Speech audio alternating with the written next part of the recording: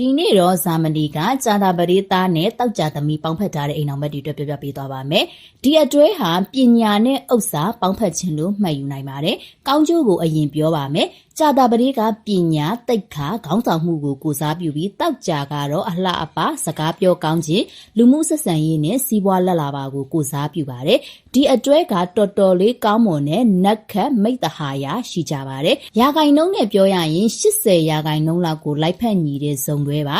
အိုးအိမ်ခိုင်ခံခြင်းစီးပွားဥစ္စာတိုးတက်ခြင်းအိမ်နောက်သက်ရှေ့ကြခိုင်မြဲခြင်းတို့ကိုရရှိနိုင်ပါတယ်စီးပွားဖြစ်ထွန်းလွယ်ပါတယ်ယောက်ျားကတည်ကြည်ခန့်ညာပြီးမိန်းမကဖော်ရွေပြူငှာတဲ့အတွက်ပတ်ဝန်းကျင်မှာမျက်နှာပွင့်တဲ့ဇနီးမောင်နှံဖြစ်ပါလိမ့်မယ်မွေးလာတဲ့သားသမီးတွေကလည်းမိဘကိုအကျိုးပြုမဲ့လိမ္မာရေးကြရှိတဲ့ကလေးတွေဖြစ်လာတတ်ပါတယ်ဒါပေမဲ့လောကမှာအကောင်းကြီးတသက်မရှိဘူးဆိုတဲ့စကားအတိုင်းသတိထားရမယ့်အချက်လေးတွေရှိနေပါတယ်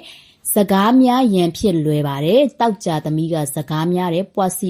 ပြောတတ်တဲ့ကြာတာပရိသတ်ကဆရာလှုပ်ခြင်းနဲ့ဆုံးမခြင်းနဲ့ဒီတော့မိန်းမကပြောတာကိုယောက်ျားကသီးမခံနိုင်မဲ့အိမ်နွေးရေးအသေးအဖွဲစကားများမှုတွေမကြာခဏဖြစ်တတ်ပါတယ်ငွေကြေးသုံးစွဲမှုပုံစံမတူပါဘူးတယောက်ကစုခြင်းနဲ့တယောက်ကသုံးခြင်းနဲ့ဒါကြောင့်ငွေသုံးတာနဲ့ပတ်သက်ပြီးတော့သဘောထားကွဲလဲနိုင်ပါတယ်နှစ်ယောက်စလုံးကကိုယ့်အရေးချင်းနဲ့ကိုထက်မြက်ကြသူတွေမို့ငါစကားမှငါစကားဆိုပြီးမာနပြိုင်မိရင်အိမ်အောင်ရေးအေးဆက်သွားတတ်ပါတယ်ဂရုပြုပါ